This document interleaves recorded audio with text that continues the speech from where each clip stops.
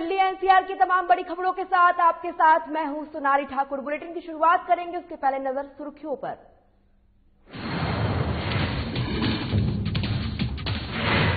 दिल्ली सरकार ने की स्विच दिल्ली अभियान की शुरुआत। प्रदूषण को कम करने की कवायद शुरू। दिल्ली सीएम ने कहा, इस मुहिम के तहत लोगों को किया जाएगा जागरूक। 10वीं और 12वीं के बाद 9वीं और 11 क्लास के खुले। बच्चों से मिलने पहुंचे शिक्षा मंत्री मनोज सिसोदिया। स्कूल बच्चों के साथ बातचीत कर स्थिति का लिया जायजा। मनीष सिसोदिया ने केंद्र सरकार पर लगाया आरोप, कहा बैकडोर से दिल्ली पर राज करना चाहती है बीजेपी। बीजेपी सरकार ने गोपनीय तरीके से उपराज्यपाल को बिल की मंजूरी दी। कुल्लू पुलिस के हाथ लगी बड़ी कामयाबी। पुलिस ने हीरोइन के साथ अफ्रीकी मूल के नागरिक को किया गिरफ्तार। डीजीपी ने प्रेस कॉन्फ्रेंस कर दी जानकारी।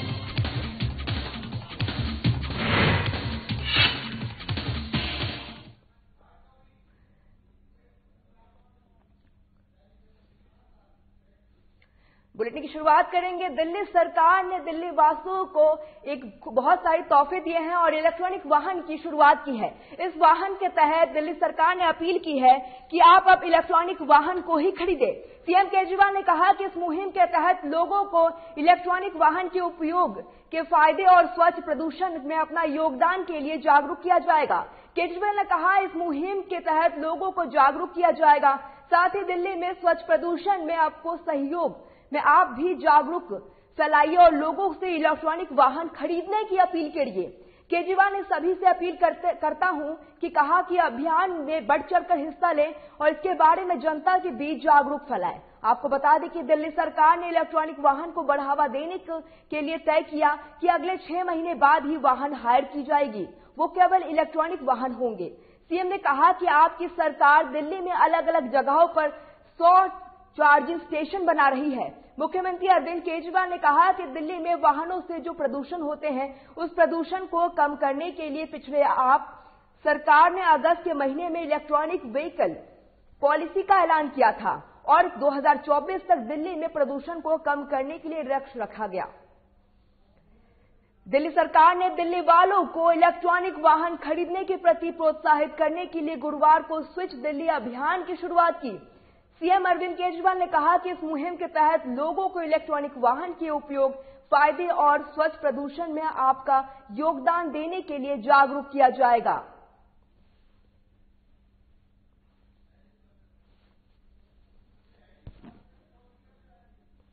केजरीवाल ने कहा कि इस मुहिम के तहत लोगों ने जागरूक किया गया। साथ ही दिल्ली में स्वच्छ प्रदूषण में अपना सहयोग करें और अभी जागरूकता फैलाए। लोगों से इलेक्ट्रॉनिक वाहन खरीदने की अपील की केजरीवाल ने कहा कि सभी से अपील करता हूं कि इस अभियान में बढ़ चढ़कर हिस्सा लें और इसके बारे में जनता के बीच जागरूक फैलाएं। आपको बता दें कि दिल्ली सरकार ने इलेक्ट्रॉनिक वाहन के बढ़ावा देने के लिए तय किया था कि अगले 6 महीने बाद ही वाहन हायर किए जाएंगे। वो केवल इलेक्ट्रॉनिक वाहन होंगे। सीएम ने कहा कि आपकी सरकार में अलग अलग जगहों पर 100 चार्जिंग स्टेशन बना रही है। मुख्यमंत्री अरविंद केजरीवाल ने कहा कि दिल्ली में वाहनों में जो प्रदूषण होता है, उस प्रदूषण को कम करने के पीछे आपकी सरकार ने अगस्त महीने से इलेक्ट्रॉनिक व्हीकल पॉलिसी का ऐलान किया था और 2024 तक दिल्ली में प्रदूषण को कम करने का लक्ष्य रखा है।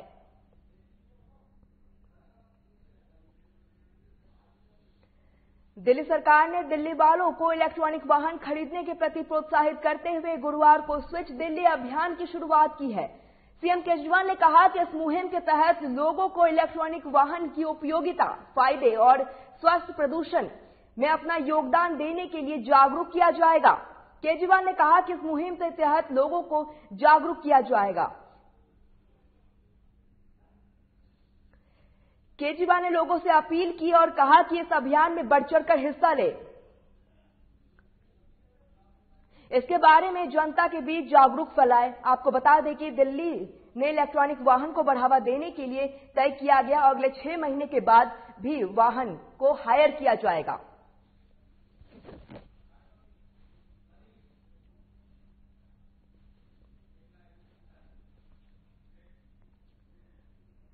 दिल्ली में 10वीं और 12वीं कक्षा के बाद भी अब 9वीं और 11 की कक्षाएं खुल गई है। सुबह से स्कूल पहुंचे बच्चों में खासा उत्साह देखने को मिला।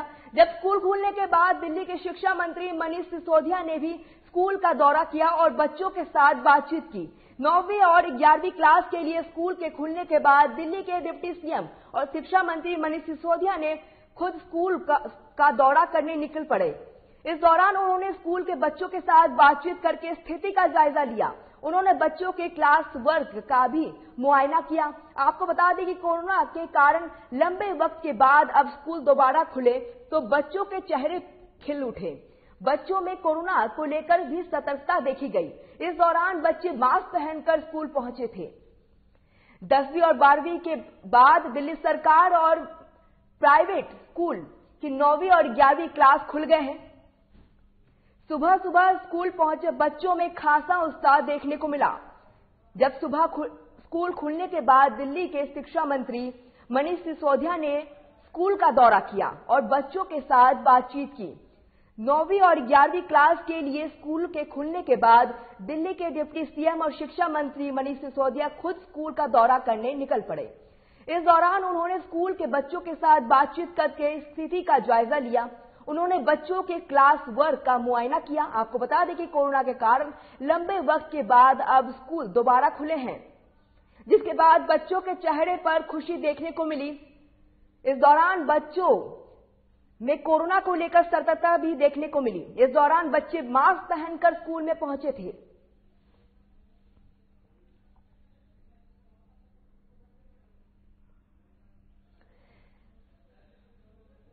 दसवीं और 12वीं के बाद दिल्ली सरकार और दिल्ली में प्राइवेट और सरकारी स्कूल खुल गए हैं और 9वीं और 11वीं क्लास के स्कूल खुल गए हैं। सुबह से स्कूल पहुंचे बच्चों में इस दौरान खासा उत्साह देखने को मिला।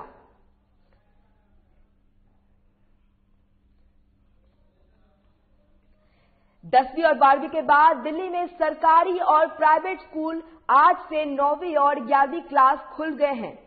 इस दौरान बच्चों में खासा उत्साह देखने को मिला।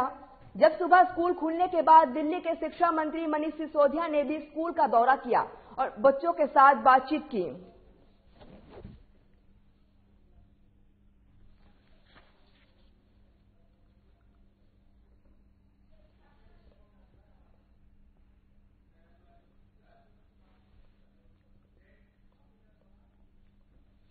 दिल्ली के डिप्टी सीएम मनीष सिसोदिया ने केंद्र सरकार पर जमकर आरोप लगाया है कि डिप्टी सीएम मनीष सिसोदिया ने कहा कि उन्होंने कहा कि केंद्र में बीजेपी ने दिल्ली सरकार के अधिकारों को छीनकर गोपनीय तरीके से उपराज्यपाल को देने के बिल को मंजूरी दी है।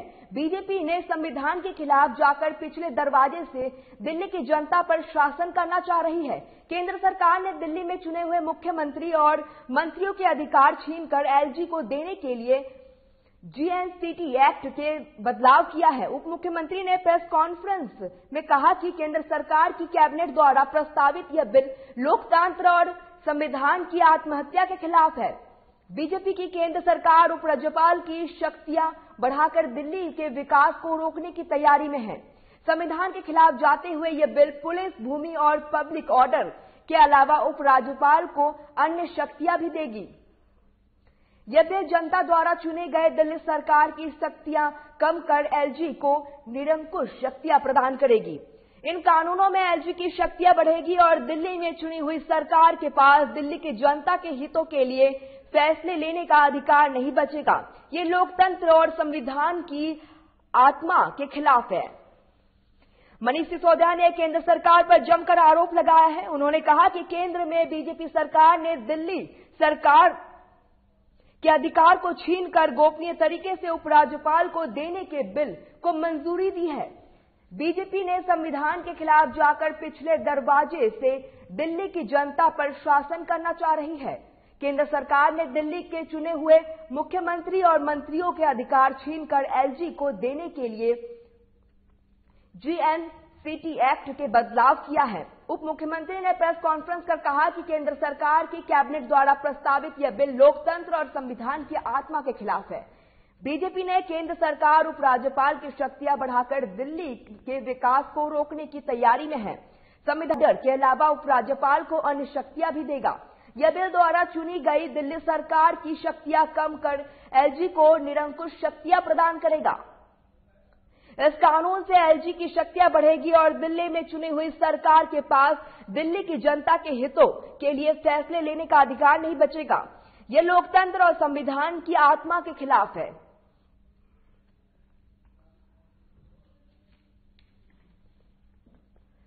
दिल्ली के डिप्टी सीएम मनीष सिसोदिया ने केंद्र सरकार पर जमकर आरोप लगाया है।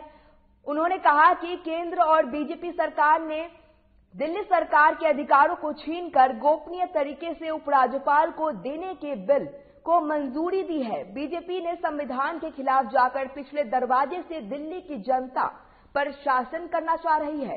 केंद्र सरकार ने दिल्ली के चुने हुए मुख्यमंत्री और मंत्रियों के अधिकार छीनकर एलजी को देने के लिए जीएसटी एक्ट में बदलाव किया है। उप मुख्यमंत्री ने प्रेस कॉन्फ्रेंस कर केंद्र सरकार की कैबिनेट द्वारा प्रस्तावित यह बिल लोकतंत्र और संविधान की आत्मा के खिलाफ है। बीजेपी की केंद्र सरकार उपराज्यपाल की शक्तियों को बढ़ाकर दिल्ली के विकास को रोकने की तैयारी में है।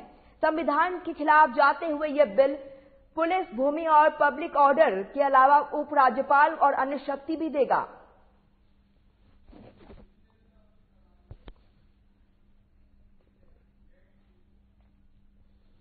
केंद्र के कृषि कानून के खिलाफ आंदोलन के बीच किसान शनिवार यानी 6 फरवरी को देश भर में चक्का जाम करेंगे। इसी को लेकर किसान संगठन ने कहा कि दिल्ली को छोड़कर बाकी समूचे देश में राजमार्गों पर चक्का जाम करेंगे। किसान नेता दर्शनपाल सिंह ने कहा कि हम कल दिल्ली में चक्का जाम नहीं कर रहे हैं। हम सभी बॉर्डर पर शांतिपूर्ण तरीके से बैठे रहेंगे। हम दिल्ली के अलावा पूरे देश में राष्ट्रीय और राज्य हाईवे बंद करेंगे। दोपहर 12 से 3 बजे तक ही चक्का जाम रहेगा। दोपहर 3 बजे से जब चक्का जाम खत्म होगा तो हम एक साथ 1 मिनट के लिए अपनी गाड़ियों का हॉर्न बजाएंगे। उन्होंने कहा कि इंटरनेट बंद होने से हमें काफी समस्या हो रही है। पूरा संयुक्त किसान मोर्चा यही से चक्का जाम कॉरिडोर करेगा। भारतीय किसान यूनियन के राष्ट्रीय प्रवक्ता राकेश टिकैत ने कहा कि जो लोग यहां नहीं आ पाए वो अपने अपने जगहों पर कल चक्का जाम शांतिपूर्ण तरीके से करेंगे। यह जाम दिल्ली में नहीं होगा।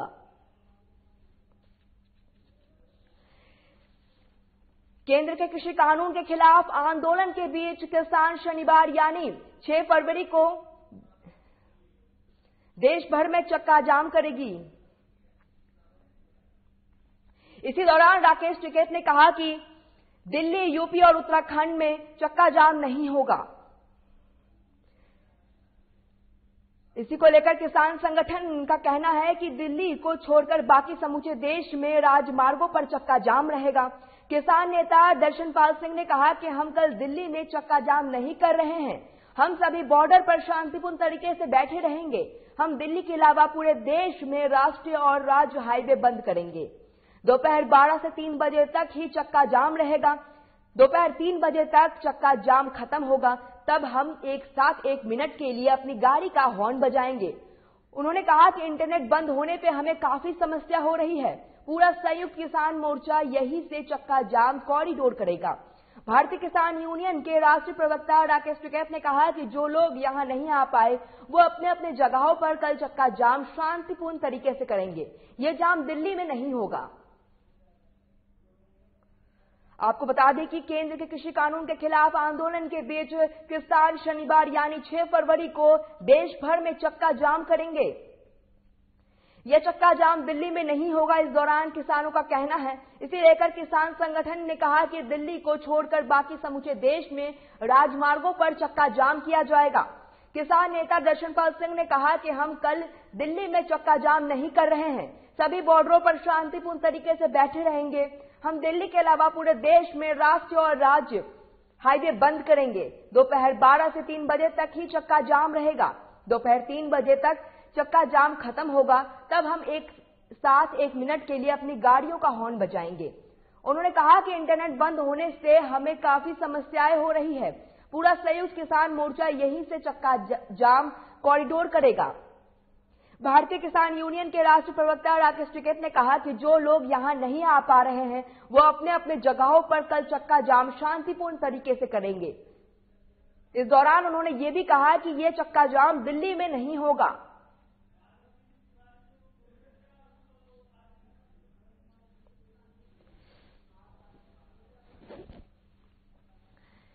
केंद्र सरकार ने कृषि कानून के खिलाफ आंदोलन के बीच किसान शनिवार यानी 6 फरवरी को देश भर में चक्का जाम करेंगे। इसी लेकर किसान संगठनों ने कहा कि दिल्ली को छोड़कर बाकी समूचे देश में राजमार्ग पर चक्का जाम करेंगे।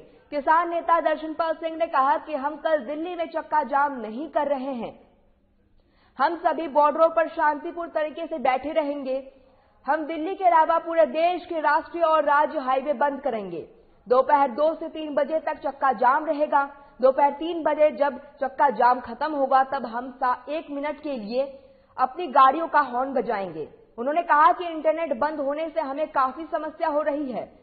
पूरा संयुक्त किसान मोर्चा यहीं से चक्का जाम कॉरिडोर करेगा। भारतीय किसान यूनियन के राष्ट्रीय प्रवक्ता राकेश टिकैत ने कहा कि जो लोग यहां नहीं आ पाए वो अपनी जगहों पर कल चक्का जाम शांतिपूर्ण तरीके से करेंगे। लगभग 10 से ज्यादा महीनों के बाद 8 फरवरी से कालका चंडीगढ़ नई दिल्ली शताब्दी का संचालन शुरू हो रहा है, लेकिन अब ये ट्रेन अपने पुराने नंबर 12005 से 12006 से नहीं बल्कि नए नंबर के साथ ट्रैक पर दौड़ती नजर आएंगे। अंबाला मंडल द्वारा जारी आदेश के अनुसार शताब्दी नई दिल्ली रेलवे स्टेशन से ट्रेन नंबर 02005 नंबर से चलेगी और कालका रेलवे स्टेशन से 02006 नंबर से चलेगी। हालांकि अंबाला मंडल या फिर रेलवे की ओर से ट्रेन में कोई भी फेरबदल नहीं किया है। आपको बता दें कि कालका से नई दिल्ली रूट पर शताब्दी को फिर से शुरू करने के लिए लोगों ने ईमेल और ट्विटर के माध्यम से रेल मंत्री पीयूष गोयल से अपील की थी। लोगों की मांग के बाद अंबाला मंडल ने शताब्दी की 8 फरवरी से नए नंबर के साथ चलाने का फैसला किया है। लगभग 10 से ज्यादा महीने के बाद 8 फरवरी से कालका चंडीगढ़ नई दिल्ली शताब्दी का संचालन शुरू हो जाएगा, लेकिन अब ये ट्रेन पुराने नंबर 12005 से 12006 से नहीं बल्कि नए नंबर के साथ ट्रैक पर दौड़ती नजर आएगी। अंबाला मंडल द्वारा जारी आदेश के अनुसार शताब्दी नई दिल्ली रेलवे स्टेशन से ट्रेन नंबर 02005 नंबर से चलेगी और कालका रेलवे स्टेशन से 02006 नंबर से चलेगी। हालांकि अंबाला मंडल या फिर रेलवे की ओर से ट्रेन में कोई भी फेरबदल नहीं किया गया है। आपको बता दें, कालका से नई दिल्ली रूट पर शताब्दी को फिर से शुरू करने के लिए लोगों ने ईमेल और ट्विटर के माध्यम से रेल मंत्री पीयूष गोयल से अपील की थी। लोगों की मांग के बाद अंबाला मंडल ने शताब्दी को 8 फरवरी से नए नंबर के साथ चलने का फैसला लिया है। लगभग 10 से ज्यादा महीने के बाद 8 फरवरी से कालका चंडीगढ़ नई दिल्ली शताब्दी का संचालन शुरू हो रहा है। लोगों की अपील के बाद यह फैसला लिया गया।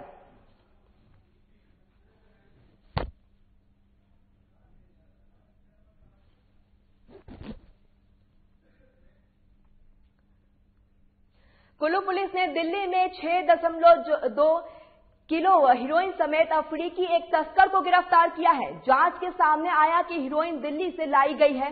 इसके आधार पर ही पुलिस ने यह बड़ी कार्रवाई की है। हीरोइन तस्करी मामले में हिमाचल पुलिस ने अब तक प्रेस कॉन्फ्रेंस कर इसकी जानकारी दी है। डीजीपी संयुक्त कुल ने प्रेस कॉन्फ्रेंस कहा कि 30 जनवरी को कुल्लू पुलिस ने 2 अफ्रीकी नागरिकों को 55 ग्राम अफीम के साथ पकड़ा था। दोनों ने पूछताछ कर बताया कि यह हीरोइन दिल्ली से लाई गई थी और हीरोइन की सप्लाई अफगानिस्तान से देश में आई थी। इस पर कुल्लू पुलिस ने दिल्ली के 9 सदस्यीय टीम को भेजा था। डीसीपी ने कहा कि खेप पकड़वाने में हिमाचल पुलिस को दिल्ली पुलिस का पूरा सहयोग मिला है। डीजीपी संयुक्त ने कहा कि हिमाचल पुलिस ने पूरे मामले की जांच की है। पुलिस मामले की कार्रवाई करेगी और बाकी के संबंध में ईडी को जानकारी देगी। इस पर तस्करी और संपत्ति जब्त की जाएगी। हिमाचल पुलिस के बड़े तस्कर को पकड़ने की कार्रवाई कर रही है। डीजीपी ने कहा कि पुलिस मानव भारतीय यूनिवर्सिटी की फाइलेंस जांच करेगी। कुल्लू पुलिस ने दिल्ली में 6.2 किलो हेरोइन समेत अफ्रीकी के एक तस्कर को गिरफ्तार।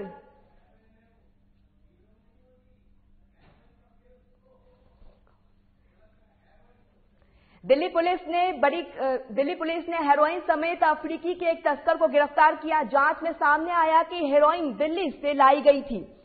इसके आधार पर पुलिस ने यह कार्रवाई की है। हेरोइन तस्करी मामले में हिमाचल पुलिस ने अब तक ये सबसे बड़ी कार्रवाई की। डीजीपी संजय कुंडू ने प्रेस कॉन्फ्रेंस कर इसकी जानकारी दी।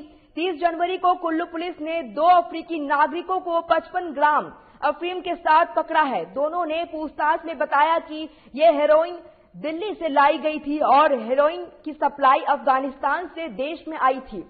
इस पर कुल्लू पुलिस ने दिल्ली के लिए 9 सदस्यीय टीम भेजी थी। डीजीपी ने कहा कि खेप पकड़वाने में हिमाचल पुलिस को दिल्ली पुलिस का पूरा सहयोग मिला है।